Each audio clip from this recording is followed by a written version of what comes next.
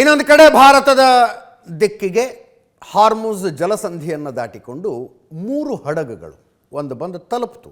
ಶಿವಾಲಿಕ್ ಅಂತ LPG ಹೊತ್ಕೊಂಡ್ಬಂದಿದೆ ಈ ಹಡಗು.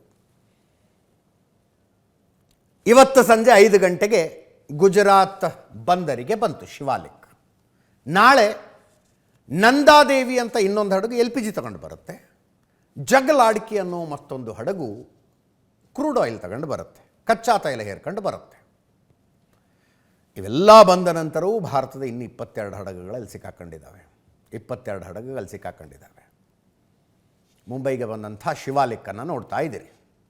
40,000 ಮೆಟ್ರಿಕ್ ಟನ್ LPG ಹೇರ್ಕೊಂಡು ಬಂದಿದೆ. ಇದು 40,000 metric ton. How big it is? ಎಷ್ಟು LPG ಅಂದರೆ ನೀವು ಸಿಲಿಂಡರ್ ಲೆಕ್ಕ ಹಾಕ್ಕೊಳ್ಳಿ ನೀವೇ, ಎಷ್ಟು kg ಇರ್ತವೆ. ಇದು 40,000 ಮೆಟ್ರಿಕ್ ಟನ್ ಅಂದರೆ ಎಷ್ಟಾಗತ್ತೆ ಅಂತ ನಿಮಗೆ ಒಟ್ಟಾರೆ ಹೇಳಬೇಕು ಅಂದರೆ ಭಾರತ ಒಂದು ದಿನಕ್ಕೆ 95,000 ಮೆಟ್ರಿಕ್ ಟನ್ LPG ಕನ್ಸ್ಯೂಮ್ ಮಾಡೋದು. 95,000 ಮೆಟ್ರಿಕ್ ಟನ್ ಪರ್ ಡೇ ಬೇಕು ನಮಗೆ. ಇದು 40,000 ತಗೊಂಡು ಬಂದಿದೆ ಅಂದರೆ less than half a day. ಅರ್ಧ ದಿನಕ್ಕಿಂತಲೂ ಕಡಿಮೆ ಸಸ್ಟೈನ್ ಆಗಬಹುದಾದಷ್ಟು LPG ತಗೊಂಡು ಬಂದಿದೆ. ನಾಳೆ ಒಂದು ಬರುತ್ತಲ್ಲ, ಅದರಲ್ಲಿ 46,000 ಮೆಟ್ರಿಕ್ ಟನ್ ಇದೆಯಂತೆ. 40 + 46 86,000 ಮೆಟ್ರಿಕ್ ಟನ್. ಅಂದರೆ ಕಷ್ಟಪಟ್ಟು ಜಿಪುಣತನ ಮಾಡಿದರೆ ಒಂದು ದಿನಕ್ಕಾಗುವಷ್ಟು LPGನ ಈ 2 ಹಡಗುಗಳ ತಗೊಂಡು ಬಂದಿದ್ದಾವೆ. ಇವತ್ತು 40,000, ನಾಳೆ 46,000, ಇನ್ನೇನು ಬಂದು ತಲುಪುತ್ತದು. ಇದು 5 ಗಂಟೆಗೆ ಗುಜರಾತ್ನ ಮುಂದ್ರಾ ಸಮುದ್ರ ತೀರಕ್ಕೆ ಬಂತು. ಕತಾರ್ನ ರಾಸ್ ಲಫಾನ್ ಬಂದರಿನಿಂದ LPG ಲೋಡ್ ಮಾಡ್ಕೊಂಡು ಹೊರಟಿತ್ತಿದ್ದು. ಪರ್ಷಿಯನ್ ಗಲ್ಫ್ನಲ್ಲಿ ಸಿಕ್ಕಾಕೊಂಡಿತ್ತು. ನಂದಾದೇವಿ ನಾಳೆ ಬರುತ್ತೆ, 40,000 ಮೆಟ್ರಿಕ್ ಟನ್ LPG ಅದರಲ್ಲಿದೆ. ಕತಾರ್ನಿಂದ LPG ತುಂಬಿಕೊಂಡು ಬರ್ತಾ ಇದೆ. ಅದು ಗುಜರಾತ್ನ ಕಾಂಡ್ಲಾ ಬಂದರು ಅಥವಾ ಮುಂಬೈ ಎರಡರಲ್ಲೂ ಒಂದು ಕಡೆ ಬಂದು ತಲುಪುತ್ತೆ. ಇನ್ನೊಂದು ಜಗಲಾಡ್ಕಿ ಅಂತ ಅದೊಂದು ಹಡಗು 80,800 ಟನ್ ಕಚ್ಚಾ ತೈಲ ತಗೊಂಡು ಬರ್ತಾ ಇದೆ. ಜಗಲಾಡ್ಕಿ ಈ ಹಡಗುಗಳಲ್ಲಿ 2 ರೀತಿ ಇರ್ತವೆ. ಒಂದು ಕಚ್ಚಾ ತೈಲ, ಕ್ರೂಡ್ ಆಯಿಲ್ನ ಸರಬರಾಜು ತಗೊಂಡು ಒಂದು ಕಡೆಯಿಂದ ಒಂದು ಕಡೆ ಹೋಗುವಂಥದ್ದು.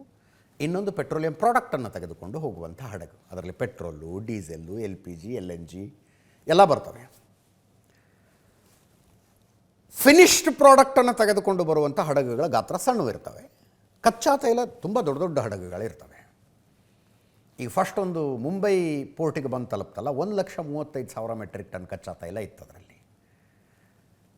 ಕಚ್ಚಾ ತೈಲವನ್ನು ತೆಗೆದುಕೊಂಡು ಬರುವಂಥ ಹಡಗುಗಳು ತೈಲ ಬಾವಿಗಳಿಂದ ಪೋರ್ಟ್ ತನಕ ಕಚ್ಚಾ ತೈಲವನ್ನು ಎಕ್ಸ್ಪೋರ್ಟ್ ಮಾಡುವ ದೇಶ ತಂದಿರುತ್ತೆ. ಪೋರ್ಟ್ನ ಲೋಡ್ ಮಾಡ್ಕೊಂಡು ಇವು ರಿಫೈನ್ರಿಗಳಿರೋ ತನಕ ತಗೊಂಡು ಹೋಗ್ತವೆ. ಎಲ್ಲಿ ರಿಫೈನ್ರಿ ಇದೆಯೋ ಅಲ್ಲಿ ತಗೊಂಡು ಹೋಗ್ತವೆ ಕಚ್ಚಾ ತೈಲ ತರುವಂಥ ಹಡಗುಗಳು.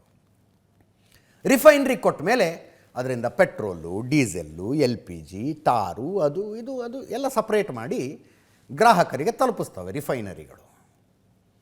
ಫಿನಿಶ್ಡ್ ಪ್ರಾಡಕ್ಟ್, ಈಗ ಉದಾಹರಣೆಗೆ ಒಂದು ಹಡಗು ಇವತ್ತು ಬಂತು, ಇನ್ನೊಂದು ನಾಳೆ ಬರುತ್ತೆ. LPG ತಗೊಂಡು ಬರೋದು. ಅವು ಬಾಟ್ಲಿಂಗ್ ಘಟಕಗಳ ತನಕ LPGಯನ್ನು ತಲುಪಿಸುವ ಸೋರ್ಸ್ ಏನಿರ್ತಾವಲ್ಲ ಅಲ್ಲಿಗೆ ಬಂದು ತಲುಪ್ತವೆ. ಇದು ರೆಡಿ LPG. ಇದನ್ನು ತಗೊಳ್ಳೋದು, ಸಿಲಿಂಡ್ರಿಗೆ ತುಂಬಿಸೋದು ನೆಕ್ಸ್ಟ್ ಕೆಲಸ. ಕಚ್ಚಾ ತೈಲ ತೆಗೆದುಕೊಂಡು ಬರುವ ಹಡಗುಗಳು ಹಂಗಲ್ಲ, ಅವು ಮತ್ತು ರಿಫೈನರಿಗೆ ಹೋಗಬೇಕು. ಜಗಲಾಡ್ಕಿ ನಾಳೆ ಮುಂಬೈಗೆ ತಲುಪುತ್ತೆ, ಕಚ್ಚಾ ತೈಲ ತಗೊಂಡು ಬರ್ತಾ ಇದೆ. ನಾನು ಆಗಲೇ ಹೇಳ್ತಾ ಇದ್ದೆ, ಒಂದು ದಿನಕ್ಕೆ ಭಾರತ 92,000 ಮೆಟ್ರಿಕ್ ಟನ್ ಕನ್ಸ್ಯೂಮ್ ಮಾಡುತ್ತೆ LPG per day.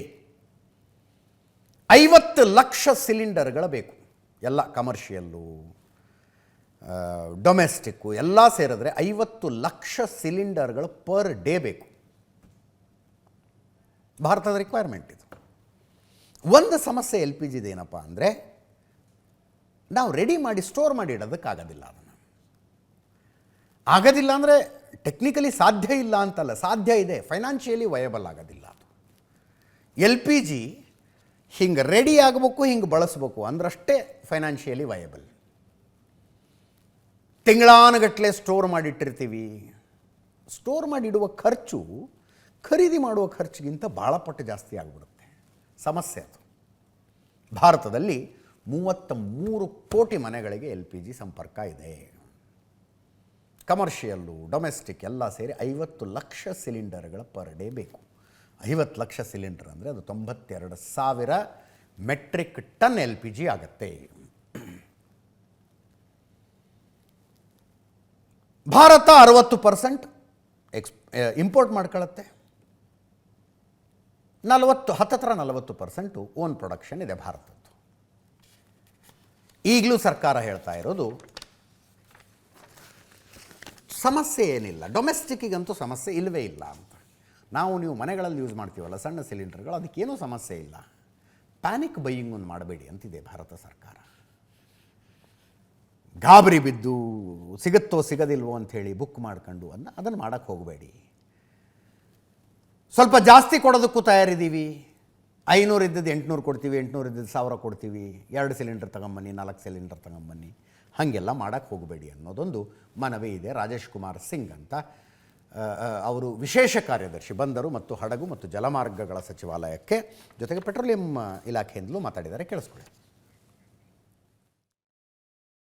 Shivalik LPG carrier, which sailed from Persian Gulf, crossed the Strait of Hormuz and headed towards India, will be reaching today around 5 o'clock in the evening, maybe after an hour or so. And before its arrival, documentation, priority berthing, everything has been arranged at the port so that there is no delay in discharge of cargo by this vessel. All Indian seafarers in Persian Gulf area are safe. No incident has been reported in last 24 hours, and we are in the ministry and in the DG shipping, we are keeping continuous watch on the situation. We are in touch with each vessel and its crew. 22 vessels, as was reported on Saturday also. 22 Indian flag vessels with 611 Indian seafarers remain in the west of the Strait of Hormuz in Persian Gulf. The Indian flag vessel Jag Ladki, which sailed from UAE on 14th of March, it is carrying 81,000 of Murban crude oil, is safely en route to India, and it has this vessel and all Indian seafarers are. सबसे पहले crude पर्याप्त मात्रा में crude available है. सभी refineries highest capacity पर operate कर रही हैं. हमारे पेट्रोल पंप्स नॉर्मल ऑपरेट कर रहे हैं. कहीं कोई ड्राई आउट रिपोर्टेड नहीं है. Natural gas 100% supply to CNG and PNG customers is made. CNG for vehicles is made.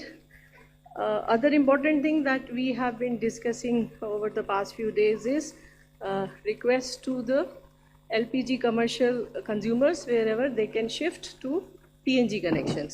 LPG मैं दोबारा से वही बात दोहराऊंगी कि स्थिति अभी चिंताजनक है, लेकिन हमारे डोमेस्टिक LPG कंज्यूमर्स को LPG की सप्लाई की जा रही है और डिस्ट्रीब्यूटर शिप्स पर कोई ड्राई आउट रिपोर्टेड नहीं है. मैं आपको ये भी बताना चाहूँगी कि आपके माध्यम से हम बार बार कंज्यूमर्स से अपील कर रहे थे कि ऑनलाइन बुकिंग करें. उसकी वजह से ऑनलाइन बुकिंग में इंक्रीज़ हुआ है और कल के डाटा के हिसाब से लगभग 90% बुकिंग्स हैव बीन ऑनलाइन.